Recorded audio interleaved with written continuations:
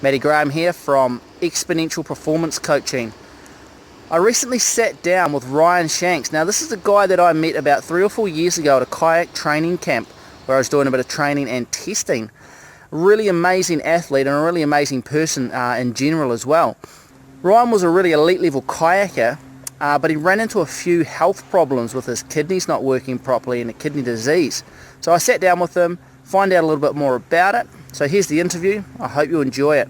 If you've got any questions for Ryan or comments, post them below in the comments box and I'll flick them through to him, and we might do a follow-up if you guys want to know more or hear more from him. Enjoy. I was basically trying to crack into the New Zealand development squad, trying to get top 5 for kayaking in the country, so go to worlds and stuff. I do my interval session in the morning, couldn't even train at night, I was just wiped out. I just thought it was because I was training hard, but turns out my body wasn't working properly. Just a bit of background. Yeah, alright, so I was Dunedin born and raised, always lived here, always played sports. I was early on, I played a lot of rugby, and I did basically rugby and nippers, surf lifesaving, and then through high school went to Otago Boys, so big on rugby, so I played rugby all through school. Surf lifesaving was like a side thing, and then as I got older, rugby became less and less important, surf lifesaving became more and more important, so I gravitated more towards that sort of thing, paddling, surf. Then that led me into wanting to be a personal trainer, so I went to Sports Institute, went and did that, personal training diploma, and then applied science degree, and then It's kind of where you are now. Yeah. When I bumped into you, it must have been when we were kayaking. Yeah, I think it was like 2011 maybe. Yeah. You were sprint kayaking pretty hard. Yeah. What were your goals around that sort of time? What were you? At that stage, I just started sprint kayaking. I was pretty serious into surf lifesaving, and with surf it's like there's a lot of luck involved, and so when you're training super hard, you get to nationals and you miss out on a final, or you miss out on the final wave because something that you can't control happens. It gets pretty frustrating. So I wanted to do a sport where there's less variables and the best guy wins on the day. And so I started sprint kayaking, and then I met you at that sprint camp, the development camp, and then so I was pretty much learning to sit in a boat at that camp. And then the next camp, I think you were at the next one as well, with the lactate testing. Yep. By then I was basically trying to crack into a New Zealand development squad. I'd got my first nationals, I could barely sit in a boat, that was cool, and then the one after that in 2012 I got 6th in the under 23 final, and you had to get top 5 to be in the squad, so they were like, well, if anyone pulls out, you're next in line sort of thing. So you're just hoping? Yeah, I was just hoping, yeah. And so I was basically training for the next nationals to get into that top 5, because I had one more year left, so go to worlds and stuff. And so that was my goal at that time, was just crack that top 5, get in that squad, and then go from there. So it was. And how far did that progress? Well, the next year was 2013. It was my last nationals. That was basically, it was the battle to get to the final. That's always the battle. And then, but once I got there, I went like 7th or 8th, or it regressed. It got worse. So, right.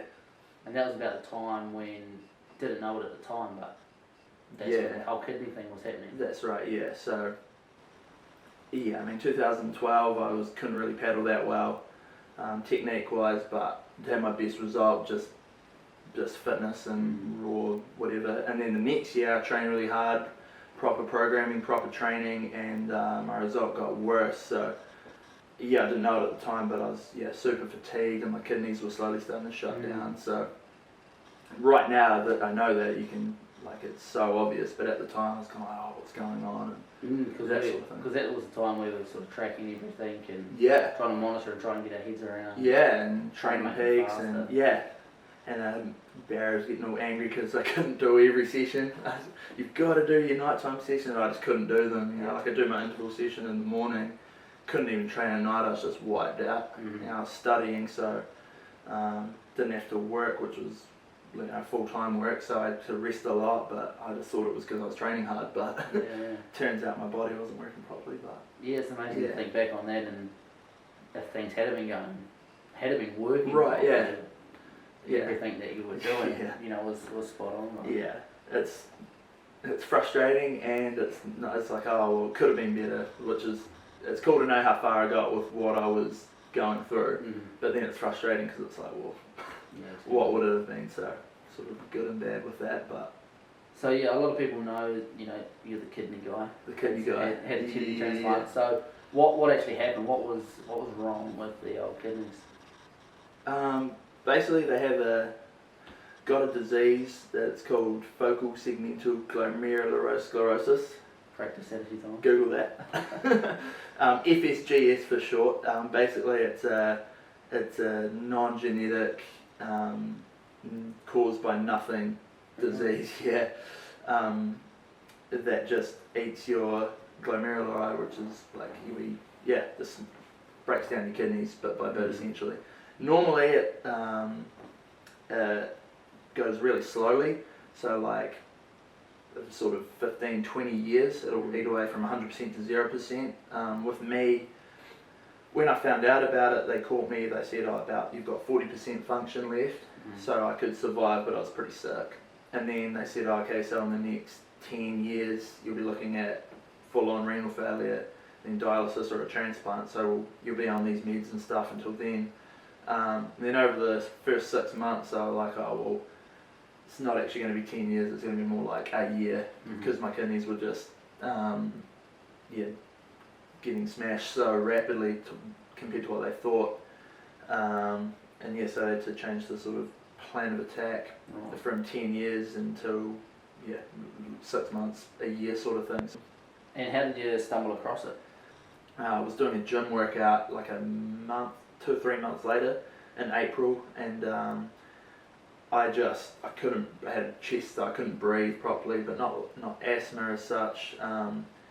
So it was where I stopped the workout and then went home that night, and it was still, like that. So I was like, you hear of young people having heart attacks and stuff. I was like, well, it could be something like that. So went and got it checked out, and they took blood sample, urine sample, and then it was actually urgent doctors, and she sent me across to ED to get more bloods, because her it came up with lots of protein in my urine, which is basically my kidneys not doing their job. Went in, was sitting in ED, and I was worrying about my chest, and they said, oh, don't worry about that, that's nothing. We do have some bad news though, your kidneys probably aren't working that well based on your bloods. So the urine was one thing, but then the blood showed a lot of waste product that wasn't being excreted by my kidneys. So then I had to stay in hospital, and they took a kidney biopsy, so like stick a tube in me, take some kidney, then go and test it. And then came back and said, yeah, you've got this kidney disease. I remember I was lying there, I was like, okay, sweet. And the doctor goes, oh, it's not that sweet. So I was like, cool, okay. Don't know what to do really.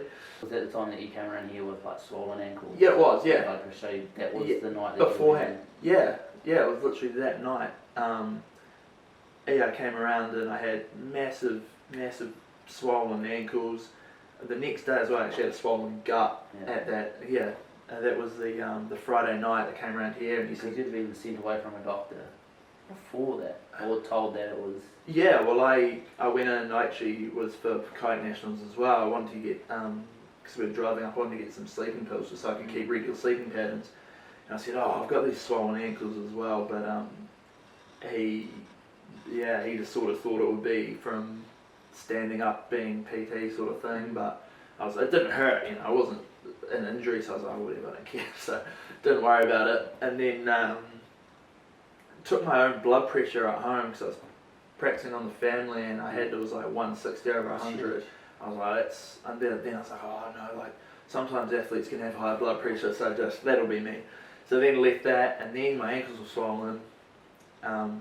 Came around and you were like, oh, it could be something with your renal system, your lymphatics. I was like, okay, I'll book another appointment on Monday. So I booked an appointment for the Monday, and then but then the Saturday I went into hospital anyway, so... Wasn't that weekend you were doing like a 24-hour... Well, yeah, it was the first hour of the 20... Yeah, we're going to be like a 24-hour training day. You think I'll be right with a 24-hour gym day? I'm like...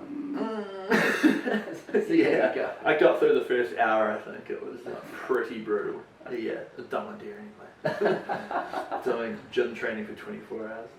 That's crazy. Yeah. So, yeah, I didn't even make it to the Monday to get my checkup. Went straight to hospital.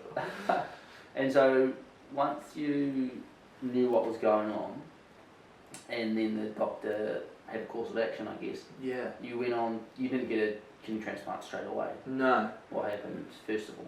So for the first 3 to 4 months, they were just trying to throw all sorts of stuff at me, and then they sort of realised that it was gonna just keep going. And then sort of started saying, oh, well, you should potentially start looking at kidney donors, someone to give you a kidney.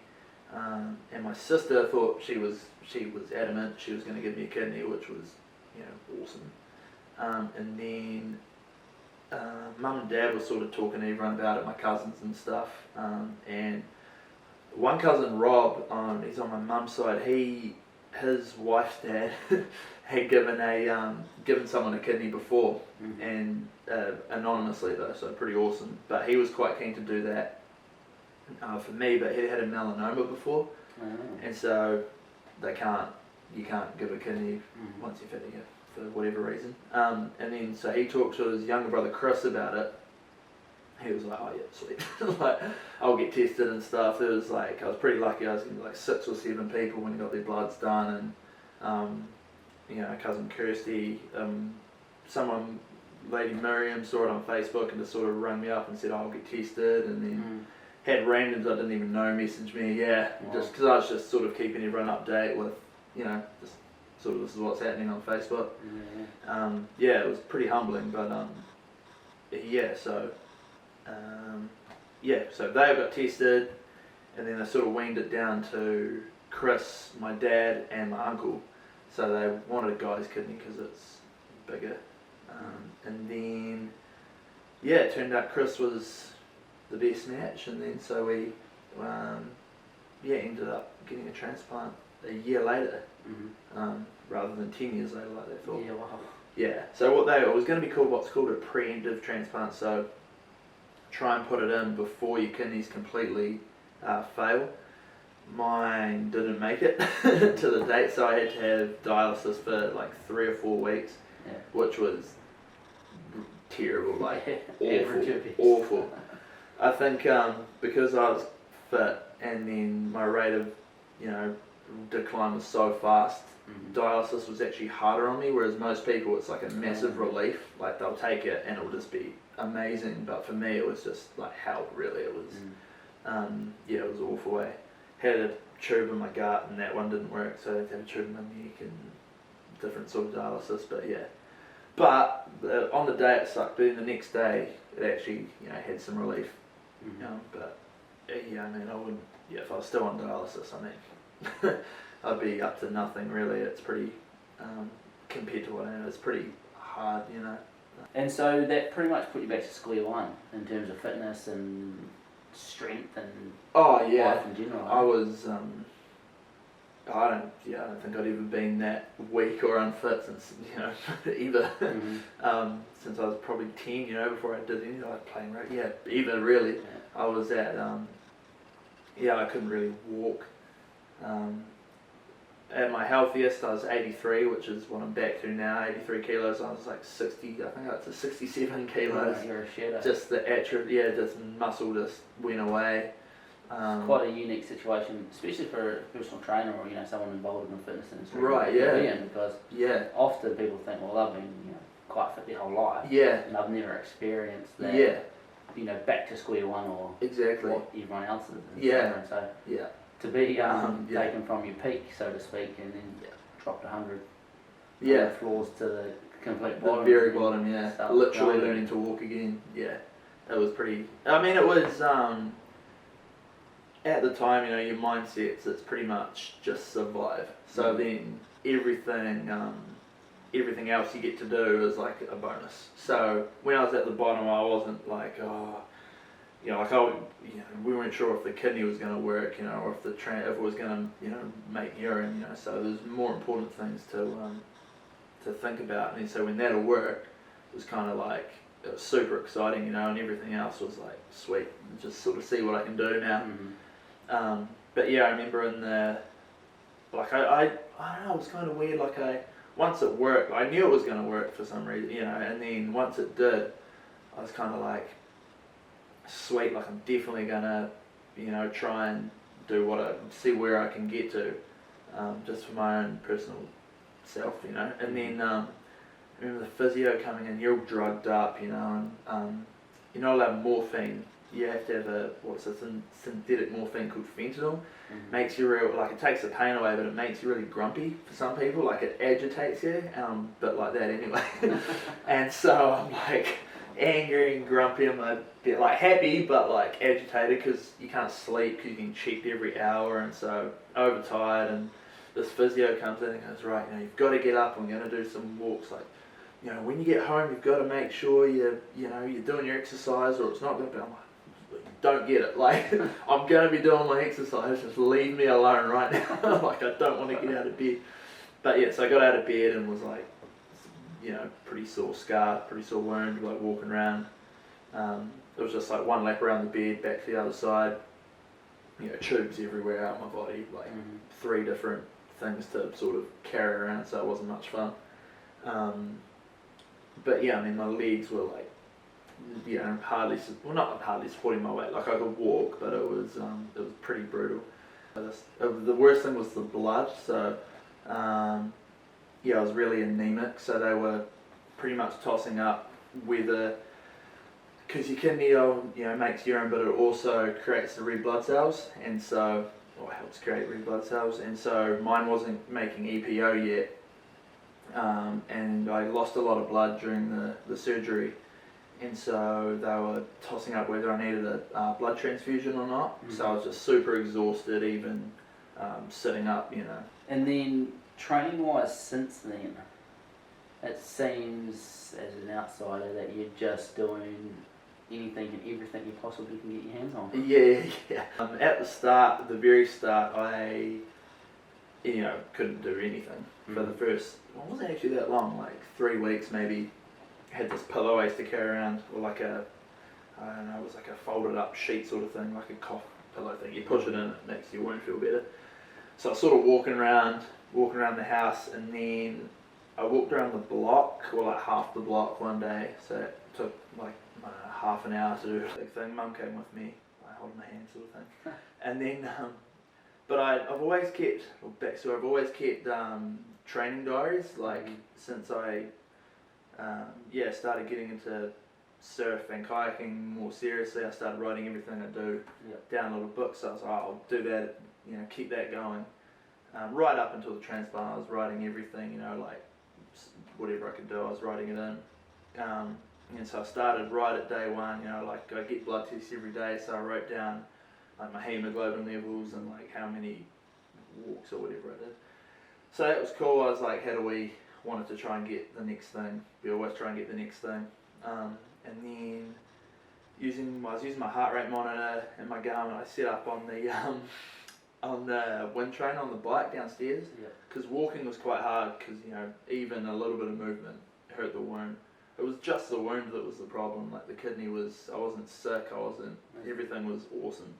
I was on pretty heavy drugs at the time, like immune wise. So I was like, had to be real careful where I could go and stuff. But yeah, the bike was good because you sort of leant over where I wanted to be anyway, and just sort of spinning the legs. So I was going on the bike, tried to go sort of, you know, 5 minutes and then 10 minutes, and then one day I was like, oh yeah, I'll do 15 minutes. So I just did like 40 minutes or something, just like went next level. So that was cool, and then realised I could do that, so that was fine. And then I can't remember. I just sort of started. Then I started doing, trying to do press ups, but I could only do them on my knees. I could do like 3 knees push ups. It was incredible. Awesome. Yeah. I remember the first time I tried to do them, I was like, oh yeah, it's a push up. Like it'll be fine. On my toes, and then went down and just collapsed. I couldn't do one push up. Far So that was alright. So then did a couple of knees push-ups and then wrote that in my book, like Yeah, 3 nice. times knees push-ups. So that was cool. Starting at the bottom, moving all out. Oh, the rock bottom, like Because there's good, because you did some video blogs for Be Life Fit. yeah, And they're all on there and put some links yeah, to yeah, those. yeah. That's a really good, again, just a documentation of where you were Yeah, to where you come to now. it was pretty, crazy. You never couldn't do one, and then all of a sudden, here you go, mate, start from scratch, learn everything again. Yeah. I guess in saying that though, I wasn't, you could sort of think, I was sort of trying to get top 5 for kayaking in the country, so you get disheartened because now I'm here, but at the time I was sort of like, well, everything was just exciting, so rather than be like, I might as well just do nothing because I'll never be able to do that again. Yep. I was sort of like, well, first, like, Chris didn't give me his kidney for me to do nothing, and so that's fine. So, obviously I'm going to do whatever I can. Mm-hmm. But then everything, you progress so fast when you start at the bottom that it's so exciting, So it's like when you're at the top end of like sports, you train a year to get 2 seconds off your time, whatever.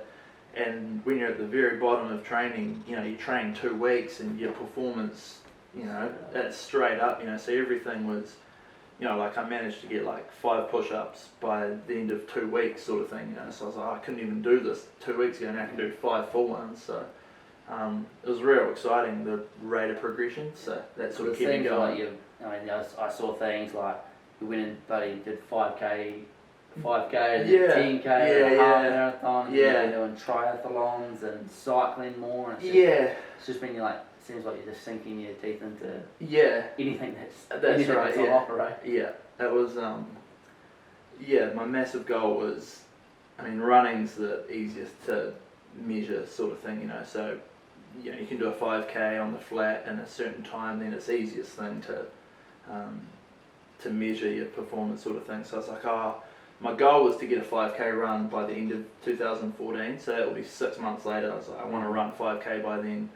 I ended up running 5k like 4 weeks after my transplant, so that was, it was amazing, like it was like they put this thing in, and then once the drugs waned down and the wound healed up, it was like brand new, and because I've been relatively fit before, you can get there again, and so it was just, it's crazy how much I could do relatively soon, In saying that, like I couldn't just straight up do it, like I did build up to it, but way faster than I thought.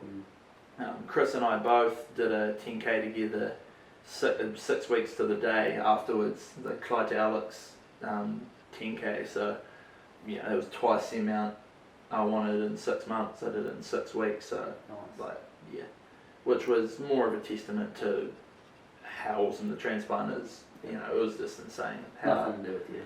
Oh, like, but I could, I just did it like I could do it, like because it worked so well. I didn't realise what having functioning kidneys was like. It was amazing. Highly recommend it. Highly recommend. Highly recommend kidneys. No, that's brilliant. Yeah. So future plans, goals. What's on the cards for Ryan Shanks from here? Oh man, it's kind of hard, with the well, not hard to plan ahead, but when you're sort of been through something like that, I guess you sort of more think about sort of now. I get like, you obviously got to have plans, but it's like I was sort of focused all on this year, on 2016. In 2011 I was like, it's cool. Like obviously I'm not going to be going to the Olympics in London because it was the next year, but then I was like, I could go to Rio, I could get in a team boat or get in a squad sort of thing. So I was like, everything was like a 4-year, like all about 2016, and now we're in 2016, and like all of that's happened, and so it's like, well, just do things like at the time sort of thing. So it's like I wouldn't, like if someone was going for a run or something, or a ride, say, or if someone was going for a run, but I had like a hard kayak session in the morning, like I wouldn't go with them. Or if someone was like, come play some social football, I'd be like, like I've got training sort of thing.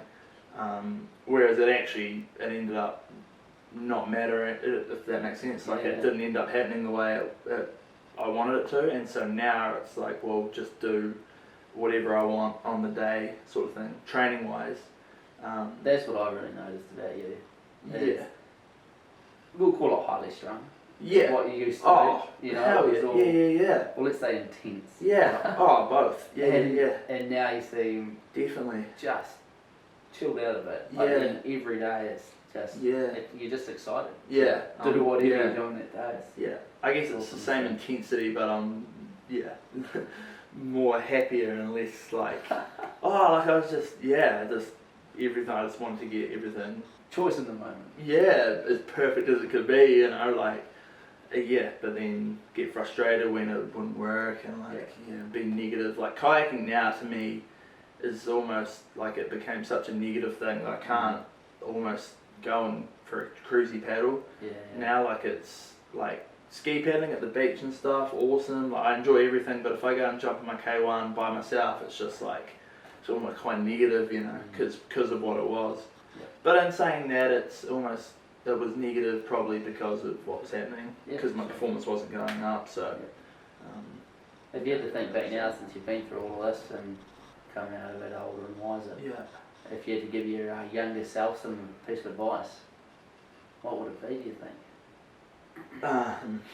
Your kidneys are going to crap out, just do it, like, because I enjoy training, and so I love that, but I missed out on things that I would have enjoyed also, like training wise, like playing casual football, touch, or going for a run up a hill or something. So I said just do everything, like just do whatever you want, like just enjoy it. Yeah, for sure, just enjoy everything. Fantastic. But at the time I was doing what I thought was right, and I mean I was enjoying it, like I was loving it, but it was hard, you know, it was frustrating, but I liked that. But now I'd just be like, mate, like, if my kidneys weren't going to blow out, then I'd say keep doing what you're doing, because who knows where I could have got to. But I think you got to enjoy it more for it to work anyway. So just sink my teeth into everything.